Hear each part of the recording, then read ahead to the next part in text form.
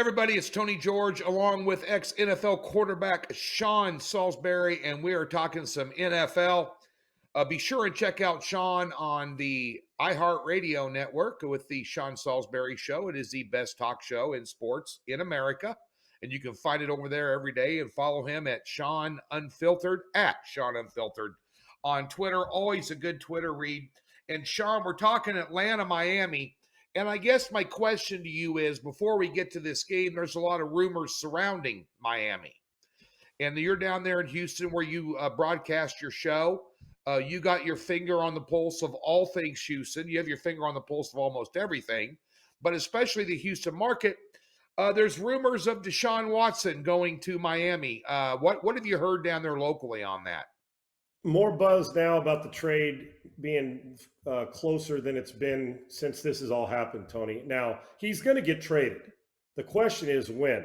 Is it before the trading deadline by November 2nd, or is it an offseason? Most of us, I, for one, thought it would be an offseason trade. You'd get a bidding war for people that were desperate when their season was over, especially looking at the quarterback class in college football. Rattler's no longer in the picture. Sam Howell's not a top 5 pick. There's no top 5 quarterback to take.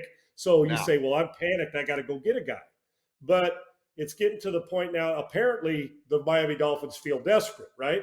And Tua's not going to come to Houston. I don't think they want Tua. I'm probably going to keep him. So while it's not a guarantee he gets moved before the deadline, I think it's more probable than improbable now, Tony. I do, especially if all of a sudden the Dolphins say, and Stephen Ross, their owner, says 3 1s and 2 2s. I believe they'd take that 3 1s and 2 2s because he's a commodity on the field, a great asset, Watson. And you got to really love him, not knowing what the turnout's going to be when it comes to the legal side, right, Tony? You're taking a little flyer and a risk, and you're gutting your assets for the future.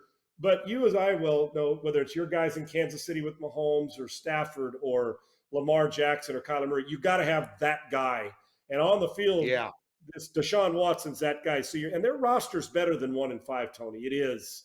I don't know why they've gone to hell in a handbasket. They may be in a sell mode, but I think it's going to happen. I don't know. I wouldn't guarantee it's going to happen. I don't even know if I'd bet it'll happen by the second, but there's a growing groundswell, the groundswell that he is going to get moved before the deadline, but they're not going to all of a sudden just say, well, we'll move him if we get a lesser offer. So Miami's going to be the one who dictates that. Well, it's interesting on the legal side of things, and I'm not going to get into that other than to say the allegations were in February or March, and here we are almost November, and there hasn't been any files charged.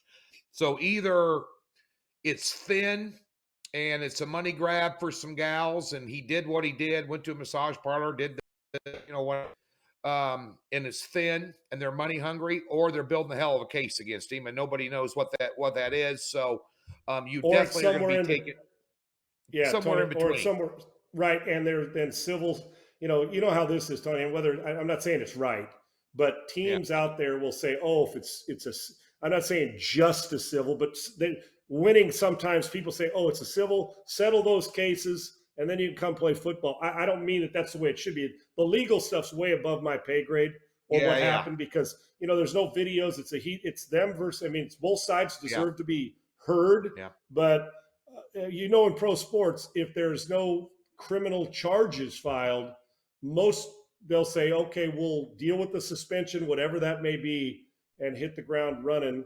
But I still think we're a ways away from having that stuff settled, whatever that settle is, whether it's in court or out of court in a settlement. But you're right, Tony. It's heinous regardless. When you read it, it's gut wrenching, but innocent till proven guilty, and that's the lawyer's job. But DeShawn Watson's going to play football again, and it isn't going to be for the Houston Texans.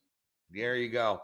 Well, let's switch to this game. Of course, Miami and, of course, their quarterback situation. He's not getting a ringing endorsement by all this talk, by the way, Tua. And, they're 29th in scoring defense and 29th in scoring offense, points allowed and points, going. So they're not doing that well. Urban Meyer just fired off everybody a fruit basket on Monday morning after letting them beat them in London. They lost to one of the worst teams in the league, and now they're sitting with 1 win, and they're at home, basically on a short week from travel, and they're playing Atlanta, who also won in London, but then had the week off afterwards. and they got a lot healthier. This isn't a ringing endorsement for Atlanta either, because they did beat the Jets over there. It's not like they went over there and beat the Cowboys, but they did win a game and they started out a little rough. Atlanta's a 2.5-point favorite, total 47.5. It's interesting to note that Miami, up until this season, was one of the best cover teams in the NFL. They were on a 21-6 against the spread run. Their last 7 games, they're 2-5 against the spread here.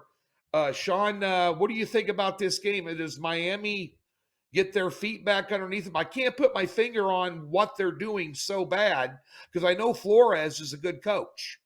I agree. But that's why. But here, and yeah. I'm with you, Tony. This one is like a head scratcher on how do I bet this? Because listen, when you get to the red zone for the Atlanta Falcons in the past, when I watch them in the red zone, for the most part, I want to jump through the TV screen and start punching people in the back, right on their noggin, saying, "I'm going to take a sledgehammer to you. Could you please get this damn ball in the end zone?" And I mean it in an affectionate way, right? It's like, come on. And Ridley, I believe, they got their lineup starting to come back, and they did get some health. You're exactly right. Yeah. The truth is, Tony, and maybe you're with me, this year I can't figure out Miami, and I can never figure out the Falcons. Every year I'm baffled. They got all these weapons, and then they'll take an ass whooping, and then Matt Ryan will throw for 400, and then they'll take an ass whooping, and then they'll take another ass whooping, and then they'll win 2 in a row, and then they get in the red zone and kick field goals, and it's baffling. Here's what I think. I think that extra week's going to help them. I always take the team when it gets down to it. Matt Ryan's a better quarterback right now than Tua.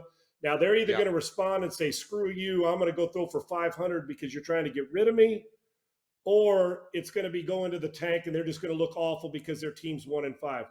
I'm going to take Atlanta on this one. The number, I'm looking at the number 2, but then again, I don't trust Atlanta's defense on a regular basis, Tony. But I do like Arthur Smith as a play caller. I think this is a field goal game, and it's probably going to be a gut-wrenching. We're like, oh, they're down 2, kick a field goal to win, right? Or tied up, and they kick a field goal to get the number. And I think Atlanta can win by a field goal. I don't trust it, but I trust it more than I trust Miami's overall game right now. I'm going to go with the veteran quarterback. Veterans are beating young guys at a pretty good clip this year over the rookies. I'm going to take Matt Ryan in this one over Tua, and think that Atlanta has enough to win with a field goal. Yeah, they got both Gage and Ridley back at wide receiver in the bye week, which is a couple big wins. And obviously Pitts is going to be a good player. The kid out of Florida that's playing for him, he's getting him more involved in the game plan. And I think Atlanta had a few growing pains beginning of the season, especially the opener against Philadelphia. They just got beat up behind the woodshed like a redheaded stepchild. And but since then, I've seen some strides that are positive for them.